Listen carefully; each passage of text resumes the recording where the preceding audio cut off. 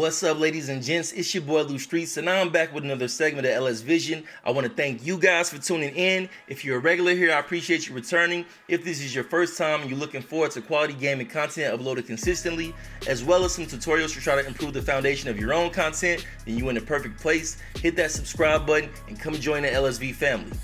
So what I want to do is add another video to my how to create content series playlist where we focus on Mac users who may also have the Elgato game capture. Now my reason for doing this is because initially when I was trying to get LSV up and running, a lot of the information that I came across as far as research was all biased towards the PC, and that made my trial and error period much longer than it needed to be. So I decided that I wanted to be a source of information to try to make this learning curve much shorter for those going forward with the Elgato and Mac, because some of the features are very different, and in some cases the features aren't even there at all. So let's go ahead and get started. Now what I want to focus on in this particular video is showing you guys how to get great audio between your gaming commentary and your video game playback.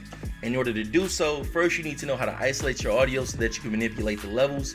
If you don't know how to do that, I have another tutorial titled How to Sync Your Audio, and I'll put that in the video card up here right now, so you guys need to check that out first, because that's very vital to the things I'm going to show you in this particular tutorial.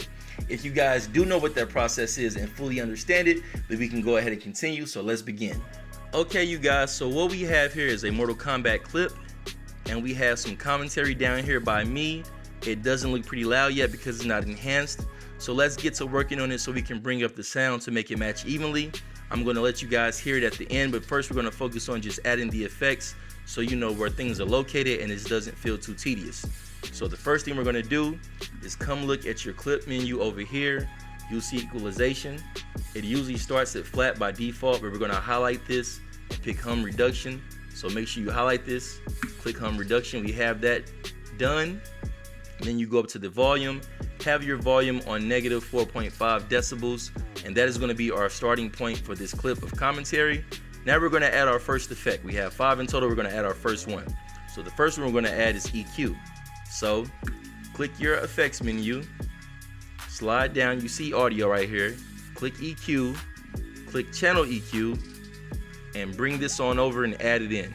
So it's now added in. When it's added in, you'll see it pops up over here. So now let's open up what it looks like. As you can see, we have default here for the settings on the EQ. This is some of the different tones being affected. Right now we have default. I tend to use a preset that I made already. It's titled Reese Voice. The reason it's Reese Voice is because my name is Tyrese. You guys know me as Lou Streets, but my actual name is Tyrese. So let's take a look at the contrast between Reese Voice preset and default. So as you can see in our midtones, we brought this up to about to plus 5.0 dB, and then we have this at plus 2.5 dB. We pretty much have the higher tones neutral with the exception of bringing this down to negative 1.5 dB, and on the lower tones we have this at plus 3.0 dB, and then everything else is still set the same. I'm going to go back to default and just show the contrast. So as you can see, from a pretty much flat bed to me adding in this preset that I made already, it's not much change. You have to remember this is all preference to my voice, so it could be slightly different from for different people, but at the same time this would be a good starting point. So this would be your first effect added. So let's move on to the next one. Okay, so step number 2, let's add our next effect. So once again, we're going to go back down to our effects menu, open it up, go down to levels, and we're going to add the limiter that's located in the Final Cut section. So let's add this in. We have the effect added in. Again, we have it at default, so I'm going to open this on up, and let's show you some of the preferences that I use as far as everything. So we're going to change some of these values. The gain, we're going to put that at plus 10.5 dB. I usually keep it around there. We're going to take the release and keep that at 2.0 ms.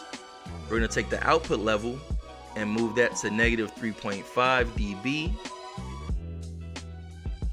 And then we're going to keep the look ahead at 2.0. So we have that already set in place. I'll make sure I zoom this stuff in so you guys can see the values, but that's our second effect added. And we can go ahead and move on to our third effect now. Okay, so now the third effect that we have up to add is the adaptive limiter. So once again, Open up your effects menu. We're already in levels, so we're going to take a look beneath. We have logic right here, and this is where the adaptive limiter is located. I'm going to slide it on in. We have that in now. You see, once again, we're at default. Let's bring it on up. We're at default. I use a preset called the Reese voiceover preset, which isn't much of a change from default. We're going to go back to default right quick and show you that the only thing I changed in that is the out ceiling. I put that at negative 1.0 dB, and boom, we are done with that step, just like that. Let's move on to the next effect. Okay, now, so for the fourth effect, we're gonna go to our effects menu again, of course, and we're still in that same area, which is levels. Now we're gonna go to the compressor and drag this on over. Now, of course, I have a preset for this, but I'm gonna open up the default, and I'm gonna change these values. Well, first of all, I'll show you my preset, which is the fast attack voice. That's just what I named it. But I'm gonna go back to default just so I can change the values in front of you so you'll know exactly what to look for. So for the first value we're gonna change is the threshold to negative 15. So let's move that there. We're gonna change the ratio to 4. So right there, about 4.1. We're gonna change the makeup to 0. So we're gonna actually leave the makeup there. Let's slide down to the knee. It starts at 1, but we're gonna move that to 0.7. We're gonna change the attack from 0 to 5. And I'm gonna zoom this stuff in so you guys can see the values because they are pretty small, but this is what my preferences are. So I just wanna move it around so you can see. And then for the release, we're gonna put that at 100. So that's our compressor. Let me move this on up.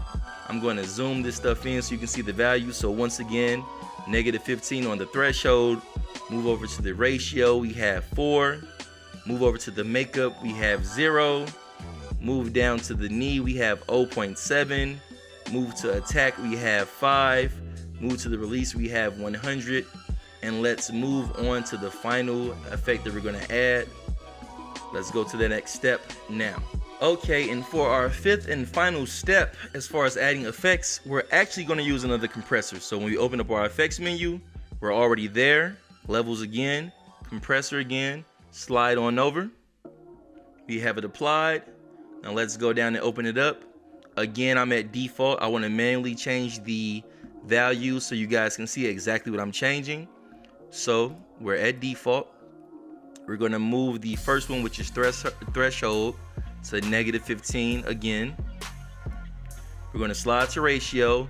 This time we're going to put this at 1. Okay. The makeup is going to stay at 0. This is going to stay at 0. The knee, this time we're going to keep that where it's set, which is 1.0. So we're actually going to just keep that home this time around. Slide over to attack. We're going to move that up to 20. And then go over to release, and this time we're going to move that to 500. So it's hard to get it on 500, so it's really 490, which is pretty much knocking on the door of it. And that is all of our effects added. So let's talk about why these are necessary and show what they do in totality. Okay, so now we've added all of our effects, and you're probably wondering, how does this sound? What are we doing? Because we added these effects, and I tried to keep it very brief because I didn't want to give you guys brain drain, but still make you understand what's happening. So we've added all of these effects. So if we click down here, we click up here, this is just the MK audio, and as you can see, there's no effects on that. The volume is still negative 1.0. If we come down to our audio where we just added all these effects, still negative 4.5 like we mentioned earlier, still hum reduction. And here are all of our effects. We have 1 with the channel EQ, 2 with the limiter, 3 with the adaptive limiter, 4 with the compressor, and 5 with the second compressor. So this is 5 effects total. Now I want to let you guys hear how this sounds. So what I'm going to do is I've made two reference clips of this. One has all the effects added, and then the other one has none of the effects added, and I didn't change any of the video game Mortal Kombat audio at all as far as the levels. So let's see the difference between the two. I'm going to play one with the effects added, one without the effects added, then switch back and forth so we can get a direct reference of what we just changed.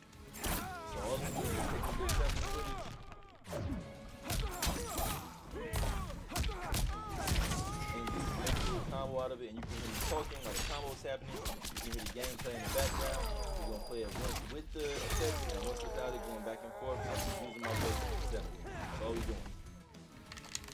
So all I'm gonna do is just take this little sample footage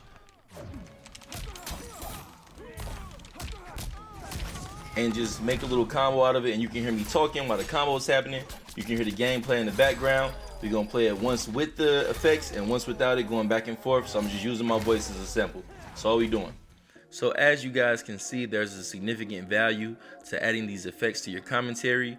It gives your viewers more of a full experience instead of them hardly being able to hear what you're saying, if being able to hear you at all. One other thing I want to show you before I go ahead and wrap this up. So we made these adjustments, right, to these effects over here, and it seems like we did a bunch of tedious stuff, and you're wondering, do I have to do that every single time? The answer is no. So I'm going to go ahead and open this up and show you. So with the channel EQ, this is the preset that I had in place, right? If I go to default, it'll go back to a flat baseline. If I put in my preset with my changes, it'll do this, or you can make your own manual changes with drums, etc., keyboard, blah, blah, blah, blah, blah, you know? So when you get done making whatever changes that you want to make, come on down to save preset, and then boom, you will save that in there. Now all you have to do is drag that on top of your clip and you give it a name. Obviously I'm not going to save this because I already have mine made, and even with doing that, you can do it for multiple inputs. I'll show you for the adaptive limiter. There's the same thing, save a preset. I'm obviously not going to do it because of the fact that I have one already. So let's say you were to make an adjustment for all 5 of your effects, which we did in this tutorial video. Instead of you having to put them in every single time, even dragging in all 5 of them, if you come to this button right here, the save effects preset, you would just open it up, and then you can type a name up here. I'm not going to type one, but I'm going to show you where it's located. So notice that this category says Apple right here, and notice that this says effects preset. I could change this to anything else that I wanted, but I'm going to leave it as this for now. So this says Apple, right? I saved one already that says Reese voice adjustment or something like that. I can't remember the exact name. So if I were to go up here, delete this, delete this, delete this, delete this, delete this. Now we have no effects, and you can see that the audio is low again. If I come down to my effects, scroll down to the Apple category, because that's why I said the folder is where we held everything. Go to Reese preset right here, slide it on over, and boom, just like that, all of our categories are already back in there with all my presets. You see slow attack voice, fast attack voice, Reese voice over preset, and the Reese voice. And the only thing you have to change up is the limiter. The settings will be put in as default, and then you would just have to turn this up some. So I hope this helps you guys out. If you do have any questions, leave them in the comments and I'll be happy to answer. But with that being said, we'll do a small review and pretty much wrap this thing up. Okay, so let's go ahead and wrap this up. I hope you guys found the video to be useful. I know it's a little bit lengthy, but I'd rather it be longer and you feel like that you got the exact information that you wanted versus it being shorter and then you have to continue searching, because that's what I went through when I was trying to get my channel off the ground and up and running. With that being said, let's do a really small review. Remember to isolate your audio, and that can be found in my how to sync your audio video if you don't know how to do that. Then also make sure that you set the preferences of your commentary to hum reduction as far as the equalization, and then after that add your effects, the first one being channel EQ, the second one being a limiter, third one being an adaptive limiter, and the fourth and fifth one being compressors with 2 different settings. After you do that, make sure once you tweak your settings that you save a preset, and then once you add in all of your presets and all your different effects, make sure you save an effects preset so you never have to do it individually again. With that being said, I'm going to go ahead and wrap this thing up. I hope you guys enjoyed it. Until the next time, it's your boy Lou Streets. I am out. Please make sure you hit that subscribe button and join the LSV family. Peace out.